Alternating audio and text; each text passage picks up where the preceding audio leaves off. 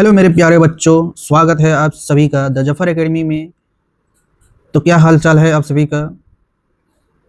I hope कि आप सब ठीक होंगे और अच्छे से पढ़ाई कर रहे होंगे।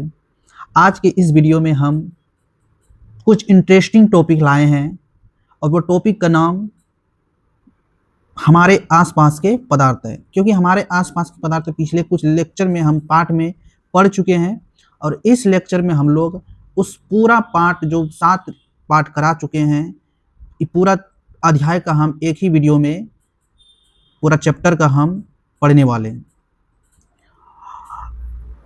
और ये चैप्टर बिल्कुल बेसिक्स है क्लास 9 के लिए, तो हम इसे बिल्कुल आसानी से पढ़ेंगे, बेसिक से पढ़ेंगे। अगर आप सच में इस टॉपिक को अच्छे से समझना चाहते हैं तो वीडियो को एंड तक ज़रूर देखिए, क्योंकि हर पॉइंट इम्पोर्टेंट होने वाला है आपके एग्जाम के लिए। क्योंकि इस चैप्टर में हम लोग पढ़ने वाले हैं पदार्थ। क्या पढ़ने वाले हैं? पदार्थ। और इस पदार्थ की वर्गीकरण देखेंगे, पदार्थ किसे कहते हैं, पदार्थ कितने भागों में बांटा गया है, कितनी अवस्था है, सब पढ़ेंगे बिल्कुल बेसिक से इस पूरा चैप्टर में हम लोग। क्योंकि पिछले वीडियो में हम पार्ट बाय पार्ट पढ़ा चुके हैं और इस लेक्चर में हम लोग पूरा डिटेल्स में एक ही वीडियो में पूरा चैप्टर पढ़ने वाले हैं। तो लास्ट तक जरूर बने रहें और इस चैप्टर को अपनी कॉपी में नोट्स बनाएं और रिवीजन करते रहें, जो आपके एग्जाम के लिए बहुत महत्वपूर्ण है। और आप अच्छे से पढ़ाई करते रहिए। तो चलिए दोस्तों, आज हम लोग स्टार्ट करते हैं। सबसे पहले चैप्टर का नाम ही जान लेते हैं, क्या है? हमारे आसपास के पदार्थ। क्लास 9 का फर्स्ट चैप्टर है हमारे आसपास के पदार्थ। सबसे पहले पदार्थ जान लेते हैं किसको कहते हैं। तो बेटा, पदार्थ हम बताए थे कि कोई भी वस्तु हो जिसमें द्रव्यमान हो और वह स्थान घेरता है। जो स्थान घेरता है उसी को क्या कहते हैं? पदार्थ कहते हैं। यानी दुनिया में कोई भी चीज हो जिसका भार हो और वह स्थान घेरे, उसी को क्या कहेंगे?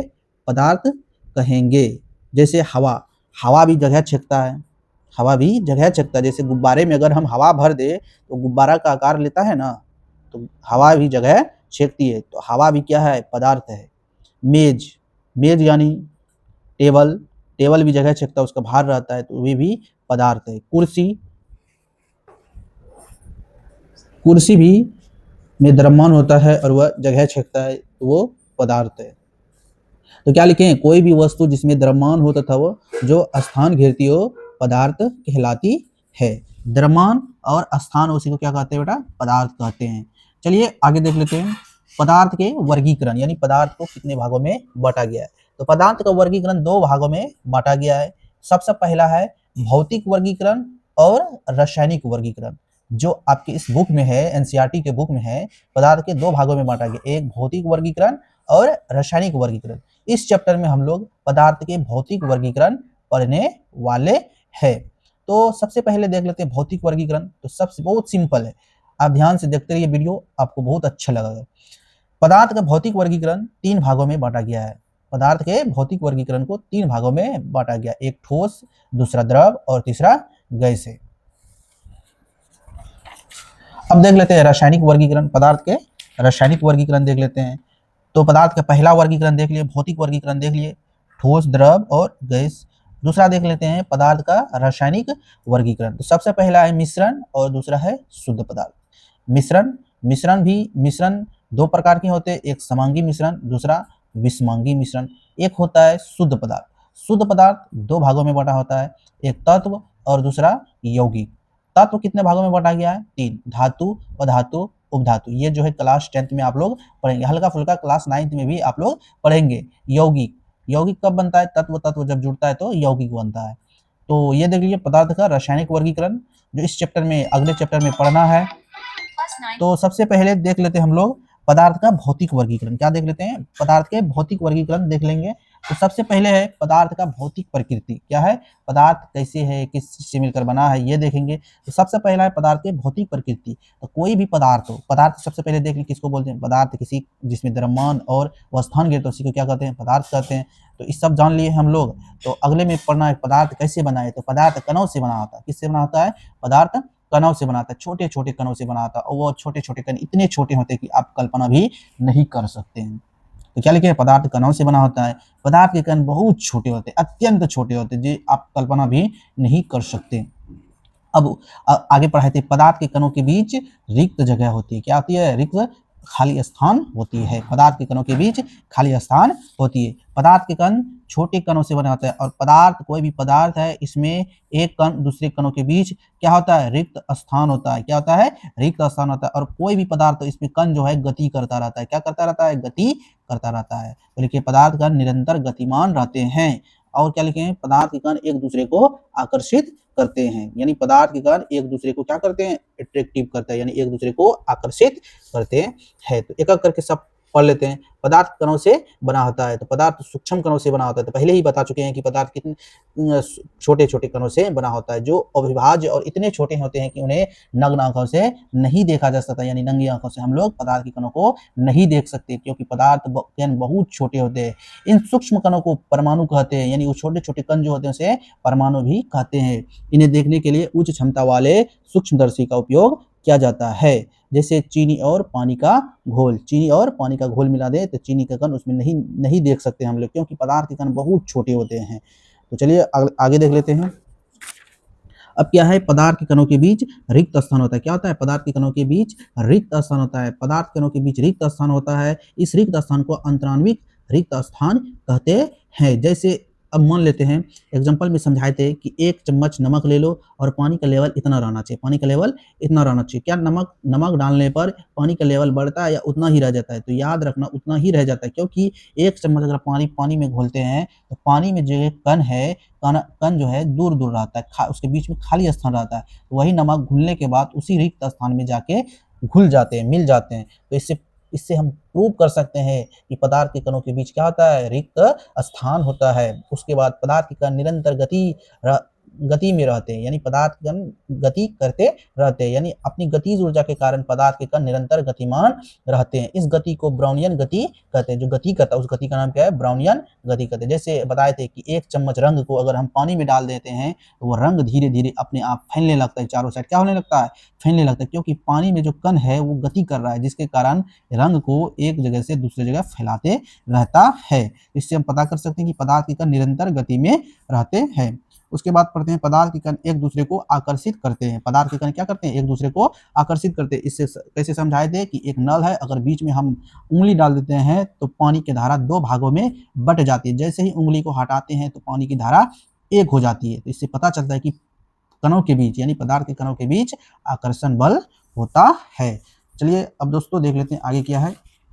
तो आगे हम लोग पढ़े थे पदार्थ की अवस्था। क्या पढ़े थे, पदार्थ की अवस्था। अगर आप सभी को समझ आ रहा है तो कमेंट में यस लिखकर जरूर बताएं। अगर आप नए चैनल पर हो तो द जफर एकेडमी को सब्सक्राइब जरूर करें। यहाँ आपको ऐसे ही डिटेल्स वीडियो मिलते रहेंगे। क्या दोस्तों पढ़ेंगे, पदार्थ की अवस्था। पदार्थ की अवस्था कितनी अवस्था है, वास्तव में तो 5 अवस्था है, लेकिन इसमें क्लास 9 में जो 5 अवस्था दिया है, ठोस, द्रव, गैस और एक्स्ट्रा में जो है प्लाज्मा और बोस आइंस्टीन कंडेंसेट भी है। पदार्थ की 2 अवस्था है। पदार्थ की कितनी अवस्था है, 5 अवस्था, सॉरी 5 अवस्था, ठोस, द्रव, गैस, प्लाज्मा और बोस आइंस्टीन। अगर एग्जाम में पूछ दे तो 3 अवस्था ही बताना है। तो सबसे पहला ठोस अवस्था देख लेते हैं, क्योंकि ठोस अवस्था बहुत महत्वपूर्ण है। ठोस अवस्था बहुत महत्वपूर्ण है, क्योंकि पदार्थ की 3 अवस्था पढ़ेंगे हम लोग, ठोस, द्रव और गैस। तो ठोस अवस्था में क्या पढ़े थे, कण जो होता है एक दूसरे से सटे होते हैं। क्या होते हैं, एक दूसरे से सटे होते हैं। इसकी निश्चित आकार और आयतन होते हैं, निश्चित आकार और आयतन होते हैं, यानी आकार उसका कभी नहीं बदलता और आयतन भी कभी नहीं बदलता। अगर ठोस अगर 10 ग्राम है तो उसका 10 ग्राम ही रहेगा और आकार वही रहेगा, जो है वही रहेगा। आसानी से संपीड़ित नहीं होते, वो आसानी से नहीं दबाया जा सकता, बहुत कम गतिज ऊर्जा होता है। क्या होता है, बहुत कम गतिज ऊर्जा होता है। और आकर्षण बल क्या होता है, बहुत मजबूत होता है, क्योंकि कण जो है एक दूसरे के बहुत सटे हुए रहते हैं। क्या रहते हैं, बहुत सटे हुए रहते हैं। एग्जाम्पल में समझ लेते हैं दोस्तों, जैसे यहाँ पे समझते हैं। मान लेते हैं कोई पदार्थ ये है और ये ठोस है। तो ठोस में सबसे पहले देखेंगे, पहला पॉइंट यही है कि कण जो है आपस में सटे हुए रहते हैं, आपस में बहुत सटे रहते हैं। बीच में नगण्य रिक्त जगह होती है, बहुत कम जगह होती है। क्या होती है, नगण्य स्थान होती है। पदार्थ के कण बहुत सटे हुए रहते हैं, सटे हुए रहते हैं। अब इसका आकार जितना यहाँ है, अगर किधर ले लेंगे तो आकार वही रहेगा और आयतन भी इसका वही रहेगा। तो आयतन और आकार दोनों निश्चित रहेगा। क्या रहेगा? निश्चित रहेगा। बिल्कुल आसानी से हम लोग समझ चुके हैं। इसको आसानी से हम दबाया नहीं जा सकता। इसकी कण जो है गतिज ऊर्जा कम होती है। क्यों? अगर एग्जाम्पल में समझे कि जैसे मान लेते हैं कि अगर दो आदमी है, उसको हम सटा के रखते हैं, सटा के खड़ा करते हैं और तीनों को बोलते हैं कि चलो रनिंग दो, दौड़ लगाओ। दौड़ने में तीनों को कठिनाई होगी क्योंकि तीनों एकदम बिल्कुल सटे हुए। उसी प्रकार ठोस में भी कण एक दूसरे के सटे हुए रहते हैं, जिसके कारण इसकी गतिज ऊर्जा बहुत कम होती है। इसका आकर्षण बल, जैसे चुंबक को अगर हम सामने लाएं, सटाएं, तो वो तेजी से सट जाती है। उसी प्रकार इसमें भी कण जो है एक दूसरे के नजदीक रहता है तो वो तेजी से आकर्षित होती है। क्या होती है? एक दूसरे को आकर्षित बहुत तेजी से करते हैं। उसके बाद है द्रव। क्या है? द्रव। द्रव में क्या है? कण जो है लगभग सटे होते हैं, लेकिन उतने नहीं जितने ठोस में होते हैं। ठोस में होते हैं मतलब द्रव में जो है कण सटे हुए रहते हैं, लेकिन उतना सटे हुए नहीं रहता। इसका आकार क्या होता है? अनिश्चित। अब समझते हैं कैसे। एक बोतल पानी लीजिए, क्या लीजिए? 1 लीटर पानी लीजिए, यानी आयतन कितना हो गया? 1 लीटर। आयतन कितना हो गया? 1 लीटर। दोनों समझते हैं दोस्तों, दोनों समझते हैं, आयतन और आकार। 1 लीटर पानी को अगर हम एक बोतल में डालें, किस में डालें? एक बोतल में डालें, तो वो बोतल का आकार ले लेता है। किसका आकार ले लेता है? बोतल का आकार लेगा। वही 1 लीटर पानी को अगर हम एक जग में डालें, किस में डालें? जग में डालें, वो जग का आकार ले लेता है। किसका आकार ले लेता है बेटा? जग का आकार ले लेता है। तो इससे हम पता लगा सकते हैं कि उसका आकार बदल रहा है। क्या हो रहा है? आकार बदल रहा है, यानी आकार क्या है? अनिश्चित है। क्या है? आकार अनिश्चित है। अब आयतन देख लेते हैं। क्या आयतन भी बदल रहा है? 1 लीटर अगर पानी लिए हैं तो इसमें 2 लीटर हो रहा है, इसमें 3 लीटर हो रहा है? नहीं, आयतन भी सेम है, यानी आयतन क्या है? निश्चित है, लेकिन आकार बदल रहा है। आकार क्या है? अनिश्चित है। तो लिखे हैं आकार क्या है? अनिश्चित, और आयतन क्या है? निश्चित। द्रव को संपीड़ित नहीं के बराबर किया जा सकता है। क्या आप लोग पानी को दबा सकते हैं? तो नहीं दबा सकते। द्रव को दबाया नहीं जा सकता। इसमें गतिज ऊर्जा क्या होता है? गतिज ऊर्जा उच्च रहता है, मतलब हल्का गतिज ऊर्जा रहता है। गतिज ऊर्जा क्या रहता है? हल्का रहता है। गतिज ऊर्जा, गति मतलब हल्का कर सकता है। आकर्षण बल क्या रहता है? रहता है, लेकिन ठोस से कम रहता है। जैसे ऐसे समझते हैं, कोई पदार्थ द्रव है तो इसमें कण जो है दूर दूर थोड़ा सा क्या रहता है? दूर दूर रहता है। क्या रहता है? थोड़ा सा दूर दूर। कणों के बीच रिक्त स्थान होता है। इसमें कणों के बीच रिक्त स्थान होता है। कणों के बीच जो आकर्षण बल होता है लेकिन कम होता है, क्योंकि ठोस में सटा रहता है। तो इसमें दूर दूर है तो आकर्षण बल कम रहेगा। गति हल्का करेगा। कण क्योंकि दूर दूर है तो गति हल्का करेगा। द्रव में गति करता है। उसके बाद देख लेते हैं क्या पढ़े थे हम लोग? गैस पढ़े थे। क्या पढ़े थे? गैस। तो गैस में देख लेते हैं। गैस में जो है कण बहुत दूर दूर होते हैं। क्या होते हैं? गैस में कण बहुत दूर दूर होते हैं। अनिश्चित आकार होता है और आयतन क्या होता है? अनिश्चित। इसको कैसे समझे? मान लेते हैं सिलेंडर है। क्या है? सिलेंडर।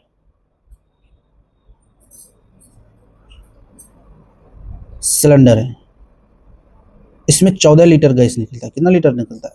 14 लीटर। अब देखते हैं, क्या इसको अगर हम खुला छोड़ दे तो वह आकार, अगर रूम में अगर खुला छोड़ दे तो पूरा रूम का आकार ले लेता है। किसका आकार ले लेता है? रूम का आकार लेता है। वही गैस को अगर हम रूम में ना छोड़कर अगर बरंडा पे छोड़ दे तो पूरा बरंडा का रूप ले लेता है। यानी आकार क्या हो रहा है दोस्तों? बदल रहा है। आकार क्या हो रहा है? बदल रहा है। अब देखते हैं 14 लीटर आयतन जो है इसका 14 लीटर है, और जैसे ही खुलते हैं तो पूरा रूम में एकदम फैल जाता है, यानी इसका कोई आयतन भी नहीं है। आयतन भी बदल रहा है, यानी पूरा रूम फैल रहा है तो आयतन भी बदल रहा है। तो आयतन भी क्या है? अनिश्चित है। तो इसका आकार क्या हो जाएगा? अनिश्चित, और आयतन क्या हो जाएगा? अनिश्चित। इसको हम दबा सकते हैं, इसको आसानी से संपीड़ित हो सकते हैं, इसको हम दबा सकते हैं। गैस को क्या कर सकते हैं? हम दबा सकते हैं। क्या कर सकते हैं?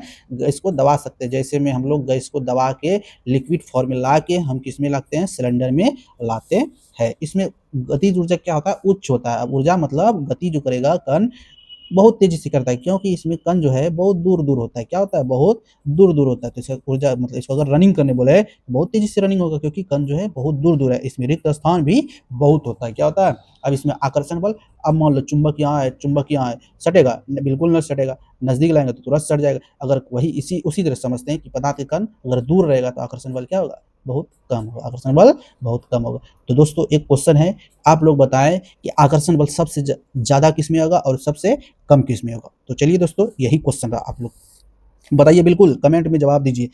उसके बाद पढ़े थे पदार्थ की अवस्था में परिवर्तन। जो हम लोग पदार्थ की अवस्था पढ़े, ठोस, द्रव, गैस, क्या उसमें परिवर्तन हो सकता है? बिल्कुल हो सकता है।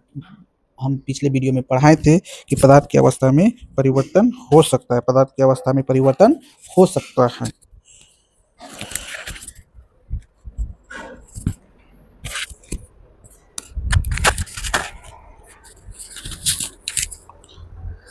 तो दोस्तों पदार्थ की अवस्था जो है वो परिवर्तन हो सकता है, बिल्कुल हो सकता है। तो दो प्रकार से हो सकता है, तापमान बदल कर, यानी उसमें अगर हम ताप लगा दें, यानी उसमें आग दे दे, उष्मा दे दे, तो परिवर्तन हो सकता है। तो बिल्कुल हो सकता है, क्योंकि अगर मान लो ठोस है, अगर उसमें ताप बढ़ा देंगे तो उसका कण जो है दूर हटने लगेगी, तो दूर हटेगा तो वो द्रव में बदल जाएगा, कण दूर होगा तो द्रव में, और दूर होगा तो गैस में बदल जाएगा। किस में बदल जाएगा? गैस में। अगर मान लेते हैं क्लास में अगर सभी बच्चा अगर वहाँ आग लगा दें तो सभी बच्चा भागने लगेगा। उसी प्रकार पदार्थ में कण जो है तापमान बदल कर उसे बदल सकते हैं, पदार्थ की अवस्था बदल सकते हैं। दाब बदल कर दाब लगाकर भी पदार्थ की अवस्था बदल सकते हैं। दो तरीके से हम बदल सकते हैं। डायग्राम दिए हैं, कुछ डायग्राम देख लेते हैं कि ठोस से द्रव जाते हैं तो उसे क्या कहते हैं। अगर मतलब ठोस है तो ठोस से द्रव जाते हैं तो इसको क्या करना पड़ता है? तो याद रखना, इसको उष्मा तापमान देना पड़ता है। याद रखना दोस्तों, कोई ठोस है उसको द्रव में बदलेंगे तो उसमें तापमान देना पड़ता है। कोई द्रव है तो गैस में बदलता है तो उसको भी तापमान देना पड़ता है। और वही कोई गैस है और द्रव में बदल रहा है तो उसको ठंडा करना पड़ता है। क्या करना पड़ता है? ठंडा, क्योंकि कण को अगर सटाना है तो उसको ठंडा करेंगे। वही द्रव है तो उसको सटाएंगे, द्रव को ठंडा करेंगे तो वो ठोस में बदलेगा। कोई पदार्थ ठोस है और डायरेक्ट गैस में बदल रहा है तो वो भी, उसको भी तापमान देना पड़ेगा। अगर कोई गैस है तो उसको ठोस में बदलने के लिए उसमें तापमान घटाना पड़ेगा, उसको ठंडा करना पड़ेगा। लिखे उष्मा में वृद्धि, दाब में कमी। इसमें क्या लिखे? उष्मा में कमी और दाब में वृद्धि। तो चलिए दोस्तों देखते हैं। सबसे पहले पढ़े थे तापमान का प्रभाव, यानी ठोस मतलब द्रव पदार्थ की अवस्था को बदल सकते हैं तो दो प्रकार से बदल सकते हैं, तापमान देकर और दाब देकर। तो सबसे पहले देख लेते हैं तापमान देकर। तो तापमान में सबसे पहला है गलनांक। क्या है? गलनांक। तो क्या है गलनांक? आप लोग बताइए क्या है गलनांक? उसका दूसरा नाम क्या है? संलयन। तो क्या लिखे? किसी भी ठोस को स्थिर दाब पर, यानी दाब नहीं देना है, दाब उतना ही रहेगा जितना है। किसी भी ठोस को स्थिर दाब पर गर्म करके, अभी भी बताए, अभी जस्ट पीछे बताए ना कि ठोस से द्रव जाना है तो उसको क्या करना है? गर्म करना है। क्या करना है? गर्म करना है। द्रव अवस्था में परिवर्तन करने की प्रक्रिया को गलनांक कहते हैं। यानी कोई पदार्थ है, ठोस है, उसको हम गर्म करके और द्रव में अगर बदल देते हैं तो उसी प्रक्रिया को क्या कहते हैं? गलनांक कहते हैं। दूसरे भाषा में क्या बोल सकते हैं? वह न्यूनतम ताप जिस पर कोई भी ठोस द्रव में परिवर्तित होता है उसे गलनांक कहते हैं। उसके बाद क्या था? क्वथनांक। क्या है बेटा? क्वथनांक। तो सबसे पहले क्वथनांक दे लेते हैं। तो क्या है? किसी भी द्रव को स्थिर दाब पर, यानी दाब नहीं देना, स्थिर दाब पर गर्म करके गैस में परिवर्तन करने की प्रक्रिया को क्वथनांक कहते हैं। यानी कोई भी पदार्थ है अगर द्रव हो, क्या हो? द्रव हो, अगर उसको उष्मा देते हैं तो वो गैस में परिवर्तन हो जाती है तो उसको बोलेंगे क्वथनांक। क्या बोलेंगे? क्वथनांक। Very very important. उसके बाद है संघनन, यानी द्रवीकरण। द्रवीकरण किसको बोलते हैं? किसी भी गैस को, क्या? किसी भी गैस को, वाष्प को स्थिर दाब पर ठंडा करके, यानी दाब क्या रहना चाहिए? ठंड मतलब दाब रहना चाहिए स्थिर, और उसको क्या करना चाहिए? तापमान घटा के, यानी ठंडा करके द्रव में बदलते हैं। उस प्रक्रिया को क्या कहते हैं? संघनन कहते हैं। जैसे डायग्राम से समझते हैं, गैस को अगर ठंडा करके हम द्रव में परिवर्तित करते हैं तो उसी प्रक्रिया को क्या कहते हैं? संघनन कहते हैं। क्या कहते हैं बेटा? संघनन कहते हैं। उसके बाद है हिमांक। क्या है? हिमीकरण। हम जल्दी जल्दी थोड़ा सा पढ़ते हैं क्योंकि वीडियो लंबा हो जाएगा। तो हिमीकरण किसको कहते हैं? किसी भी द्रव को, डायग्राम से समझते हैं, किसी भी द्रव को ठंडा करके ठोस में बदलते हैं तो उसे क्या कहते हैं? हिमांक कहते हैं। क्या कहते हैं? हिमांक कहते हैं। तो किसी भी द्रव को स्थिर दाब पर ठंडा करके ठोस में परिवर्तन करने की प्रक्रिया को हिमीकरण कहते हैं या हिमांक कहते हैं। वह तापमान जिस पर कोई द्रव ठोस में परिवर्तित होता है तो हिमांक कहलाता है। अब बेस्ट VBI इंपॉर्टेंट एग्जाम में सबसे ज्यादा पूछा जाता है उर्ध्वपातन। क्या होता है? उर्ध्वपातन। अगर कोई पदार्थ ठोस हो, क्या हो? कोई पदार्थ ठोस हो, अगर उसको हम डायरेक्ट गैस में बदलेंगे, किस में बदलेंगे? डायरेक्ट गैस में बदलेंगे। डायग्राम से समझते हैं। कोई पदार्थ ठोस है उसको डायरेक्ट हम गैस में बदलते हैं तापमान बढ़ा के, तो उस प्रक्रिया को क्या कहते हैं? उर्ध्वपातन कहते हैं। किसी भी ठोस पदार्थ को सीधे गर्म करके गैस में परिवर्तन करने की प्रक्रिया को उर्ध्वपातन कहते हैं। उसके बाद है निक्षेपण। निक्षेपण किसको बोलते हैं? कि मतलब कोई गैस है, क्या है? कोई गैस है और उसको हम ठंडा करके डायरेक्ट ठोस में बदल देते हैं। किसमें बदल देते हैं? ठोस में बदल देते हैं। उसी प्रक्रिया को क्या कहते हैं? निक्षेपण कहते हैं। क्या कहते हैं बेटा? निक्षेपण कहते हैं। तो आप लोग को बिल्कुल समझ में आ रहा होगा। तो चैनल को इसी बात पे सब्सक्राइब करना ना भूले, और इस चैनल पे इसी तरह डिटेल्स में वीडियो आपको मिलते रहेंगे क्लास 10th और क्लास 9th के। तो दोस्तों वीडियो के एंड तक जरूर बने रहे क्योंकि आपको बहुत ये पॉइंट जो है आपके एग्जाम के लिए बहुत यूजफुल होने वाला है। तो अब देख लेते हैं, मतलब जो पढ़ लिए हैं पदार्थ की अवस्था में रूपांतरण जो पढ़ चुके हैं। तो सबसे पहले क्या है, ठोस से द्रव। ठोस से द्रव जाते हैं तो उसे क्या कहते हैं, संघनन कहते हैं, या क्या कहते हैं, उसे संगलन कहते हैं। और द्रव से गैस जाता है तो उसको क्या कहते हैं, वाष्पीकरण कहते हैं। और गैस से अगर गैस से ठोस जाता है उसे निक्षेपण कहते हैं। और ठोस से डायरेक्ट गैस जाता है तो उद्वारपातन कहते हैं। अब वही द्रव से अगर ठोस आ गया तो जमना कहते हैं या हिमीकरण कहते थे। गैस से द्रव जाता है तो संघनन कहते हैं। क्या कहते हैं, संघनन कहते हैं। तापमान का प्रभाव पढ़ लिए दोस्तों। अब दाब का प्रभाव देखते हैं। दाब का प्रभाव बहुत इंपॉर्टेंट है। ठोस और द्रव पदार्थों का प्रभाव, यानी ठोस और तरल पदार्थों पर प्रभाव, यानी ठोस और द्रव पदार्थों पर प्रभाव। क्या दाब का प्रभाव ठोस और द्रव पर पड़ सकता है? तो क्या लिखे, दबाव ठोस और द्रव की अवस्था को नहीं बदल सकते, यानी दाब जो है ठोस और द्रव की अवस्था को नहीं बदल सकता। यानी दाब से हम ठोस और द्रव की अवस्था को बिल्कुल नहीं बदल सकते, क्योंकि दोनों असंपीड्य है, दोनों को हम दबा नहीं सकते, जिसे दबाया नहीं जा सकता। अब गैस देखते हैं, ठोस और द्रव देख लिए, दाब का प्रभाव से हम अब गैस देखते हैं। गैस को हम दबा सकते हैं, क्या कर सकते हैं, गैस को दबा सकते हैं। दबाव बढ़ने और तापमान घटाने पर, क्या, दबाव बढ़ाने और तापमान घटाने पर हम गैस को द्रव में बदल सकते हैं, यानी तापमान घटाकर और दबाव बढ़ाकर कोई गैस है उसको हम किसमें बदल सकते हैं, द्रव में बदल सकते हैं। जैसे एलपीजी, खाना बनाते हैं ना हम लोग, तो एलपीजी कैसे है, लिक्विड फॉर्म में, और उसको हम, वो रहता कैसे, गैस फॉर्म में, तो उसी को हम दबा करके एलपीजी फॉर्म में लाते हैं। एलपीजी का फुल फॉर्म क्या है, लिक्विफाइड पेट्रोलियम गैस। सीएनजी का फुल फॉर्म क्या है, कंप्रेस्ड नेचुरल गैस। इसका हिंदी में संपीड़ित प्राकृतिक गैस, यानी संपीड़ित मतलब उसको दबा के, एलपीजी मतलब तरलीकृत पेट्रोलियम गैस। तो एलपीजी और सीएनजी हो गया गैस का प्रभाव। तो दोस्तों आप लोग को बिल्कुल समझ में आ रहा होगा। और कुछ ही टॉपिक बचा है। तो सबसे पहले पढ़े थे गुप्त उष्मा। क्या पढ़े थे, गुप्त उष्मा, यानी हम पदार्थ की अवस्था बदल रहे हैं। मान लो पदार्थ की अवस्था बदल रहे हैं, तो उसमें उष्मा कितना लगा, उसी को क्या कहते हैं, गुप्त उष्मा कहते हैं। ये देखो, पदार्थ की अवस्था परिवर्तन के दौरान अवशोषित या मुक्त की गई उष्मा को गुप्त उष्मा कहते हैं। गुप्त उष्मा तापमान में कोई परिवर्तन नहीं कर सकती, यानी गुप्त उष्मा, जैसे हम पदार्थ की अवस्था बदल रहे हैं तो उसमें जितना उष्मा लगती है, उसी को क्या कहते हैं, गुप्त उष्मा। लेकिन उसमें तापमान में कोई परिवर्तन नहीं होता है, तापमान में कोई परिवर्तन नहीं, तापमान स्थिर ही रहता है। जैसे में हम समझाया यहाँ पे, गुप्त उष्मा वह उष्मा होती है जब किसी पदार्थ की अवस्था बदलने, यानी ठोस से द्रव, द्रव से गैस में लगती है, लेकिन तापमान नहीं बदलता। जैसे जब बर्फ पिघलकर पानी बनती है तब वह उष्मा लेती है, बिल्कुल जाहिर सी बात है। जब कोई ठोस है और वह द्रव में बदलती है तो वह उष्मा लेती है, लेकिन उसका तापमान 0 डिग्री सेल्सियस ही रहता है। यही क्या है, गुप्त उष्मा है। यानी बर्फ से पानी बदल रहे, उसमें तो उष्मा लग रहा है, लेकिन उसका गलनांक कितना डिग्री सेल्सियस रहता है, 0 डिग्री सेल्सियस रहता है। गुप्त उष्मा कितना प्रकार के होते हैं, 2 प्रकार के होते हैं।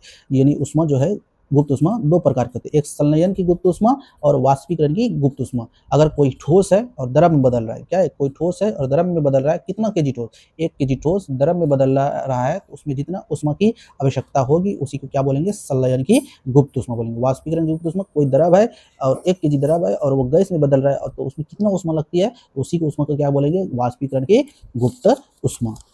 दोस्तों नेक्स्ट है वाष्पीकरण। क्या है, नेक्स्ट क्या टॉपिक है, वाष्पीकरण। तो वाष्पीकरण क्या है दोस्तों, वाष्पीकरण वह प्रक्रिया है जिसमें कोई द्रव, यानी कोई पानी है, मान लेते द्रव पानी, कोई प्रक्रिया जिसमें द्रव गैस में बदलता है, किसमें बदलता है, गैस में बदलता है, तो वह वाष्पीकरण कहलाती है। तो वाष्पीकरण कोई भी तापमान पर हो सकती है, कोई भी तापमान पर भी हो सकती है।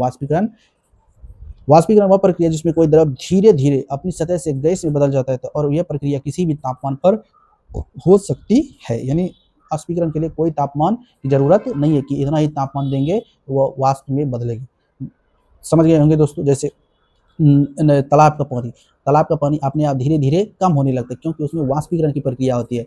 जैसे कपड़ा सुखाते हैं तो कपड़ा में जो पानी आता है वो धीरे धीरे सूखते जाता है, यानी वाष्प में बदलने की प्रक्रिया को ही क्या कहते हैं, वाष्पीकरण। यानी कोई नमी है, द्रव है, तो वाष्प में बदलता है, तो उसी को क्या बोलते हैं, वाष्पीकरण। इसमें कोई तापमान की आवश्यकता नहीं होती है। द्रव को अपने क्वथनांक तक पहुंचे बिना, दूसरा क्या है, द्रव को अपने क्वथनांक का एक तापमान निश्चित होता है, 100 डिग्री सेल्सियस पर क्वथनांक होता है, तो उससे पहुंचने से पहले अगर वाष्प में बदल देता है तो उसी को क्या कहते हैं, वाष्पीकरण कहते हैं। जैसे धूप में कपड़े सुखाना, अभी जस्ट उदाहरण बताए थे कि अगर कपड़ा में पानी है, नमी है, और वह कपड़ा धूप में सुखाते हैं तो वह सूख जाता है जल्दी, उसी तरह पानी का धीरे-धीरे कम होना, यानी तालाब जो रहता है उसमें पानी धीरे-धीरे कम हो जाता है, क्योंकि वाष्पीकरण की प्रक्रिया इसमें होती है। अब ये वाष्पीकरण किसके कारण होती है? तो तापमान के कारण होती है। किसके कारण होती है? तो प्रभाव भी हो सकता है, तापमान के कारण हो सकता है, या गति के कारण हो सकता है, दबाव के कारण हो सकता है, क्षेत्रफल के कारण हो सकता है, या नमी के कारण हो सकता है, या वायु की गति के कारण, यानी जितने भी है प्रभाव है वाष्पीकरण को प्रभावित करते हैं। तो पसीना सूखना ये भी वाष्पीकरण के कारण होती है। तो वाष्पीकरण को कौन-कौन से कारण प्रभावित करते हैं? तो तापमान प्रभावित करते हैं। क्या करते हैं? तापमान प्रभावित करते हैं, दाब प्रभावित करते हैं, और क्या प्रभावित करते हैं? क्षेत्रफल भी प्रभावित करते हैं। वायु में आर्द्रता, यानी वायु में आर्द्रता भी वाष्पीकरण को प्रभावित करता है। वायु की गति भी प्रभावित करता है। तो सबसे पहले देख लेते हैं तापमान। अगर दोस्तों देखो तापमान बढ़ाते हैं, क्या करते हैं? तापमान बढ़ाते हैं। अगर धूप ज़्यादा तेज रहता है तो तापमान बढ़ गया, तो वाष्पीकरण की दर क्या हो जाती है? पानी द्रव है, गैस में तेजी से बदलने लगती है। उसी प्रकार दाब अगर बढ़ाएंगे तो वाष्पीकरण की दर कम हो जाती है। क्या होती है? दाब बढ़ाएंगे तो वाष्पीकरण की दर कम हो जाएगी। और क्षेत्रफल, अगर देखो क्षेत्रफल, कपड़ा अगर हम क्षेत्रफल फैला के सूखने दे दें धूप में तो तेजी से सूख जाती है, यानी क्षेत्रफल बढ़ाते हैं तो वाष्पीकरण की दर तेज हो जाता है। अब वही अगर कपड़ा को हम समेट दें, क्षेत्रफल घटा के सूखने दे दें तो उसका क्षेत्रफल मतलब वाष्पीकरण की दर क्या हो जाएगी? घट जाएगी। वायु में आर्द्रता, अगला क्या है? वायु में आर्द्रता, यानी वायु में अगर नमी रहेगा तो कपड़ा बहुत धीरे-धीरे सूखेगा। जैसे ठंडी के दिन में क्या रहता है? वायु में नमी रहता है, वायु में क्या रहता है? नमी रहता है, तो कपड़ा क्या रहता है? धीरे-धीरे सूखता है, क्योंकि उसमें वाष्पीकरण की दर घट जाती है, यानी वायु में अगर ज़्यादा नमी रहेगा तो वाष्पीकरण की दर कम हो जाएगी। आर्द्रता बढ़ने पर वाष्पीकरण की दर कम हो जाती है। तो वायु की गति अब देख लेते हैं। जैसे दोस्त पंखा में कपड़ा सुखाते हैं तो सूख जाता है, तेज़ी से सूखता है, क्योंकि पंखा में वायु की गति चल रहा है, वायु तेज़ी से चल रहा है, तो वायु की गति बढ़ने पर वाष्पीकरण की दर बढ़ जाती है। तो नेक्स्ट टॉपिक है, लास्ट टॉपिक है विसरण। क्या है दोस्तों? विसरण क्या है? विसरण जो अपने आप फैलता है, उसी को क्या कहते हैं? विसरण कहते हैं। क्या है विसरण? वो प्रक्रिया जिसमें कण अधिक सांद्रता भी बता दिए थे, सांद्रता किसको कहते हैं?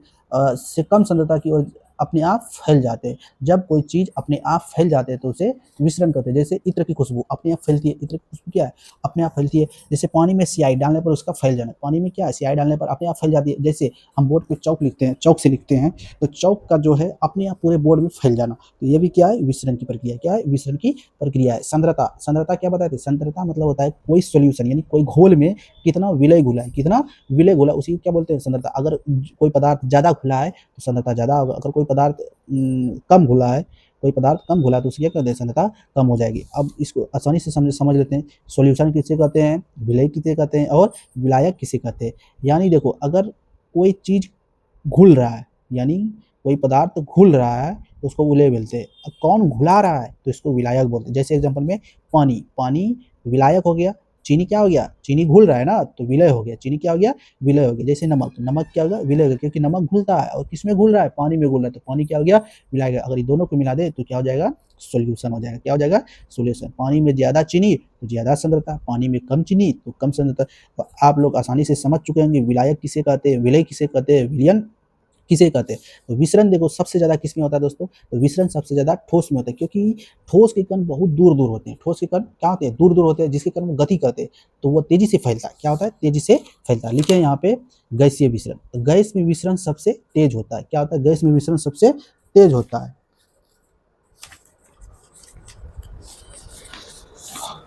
क्योंकि कण जो है अधिकतम गतिज ऊर्जा के साथ गति करते हैं, क्योंकि कण जो है बहुत दूर-दूर होता है, इसमें कण जो है बहुत दूर-दूर होता है, जो बहुत आसानी से गति कर लेते हैं। दोस्तों मेरे नोट्स आपको बहुत अच्छे लगते होंगे, और इस नोट्स को अपनी कॉपी में अच्छे से उतार लें और उसको याद करना ना भूलें, और याद करते रहे, इसको याद करते रहे।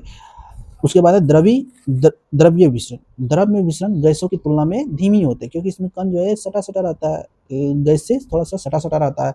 ठोसीय विसरण में, ठोस पदार्थों में विसरण न्यूनतम होता है, क्योंकि कण नगण्य गति करते हैं, यानी इसमें गति ही नहीं कर पाता है, तो विसरण फैलेगा कैसे? तो ठोस फैलता है उतना नहीं फैलता है।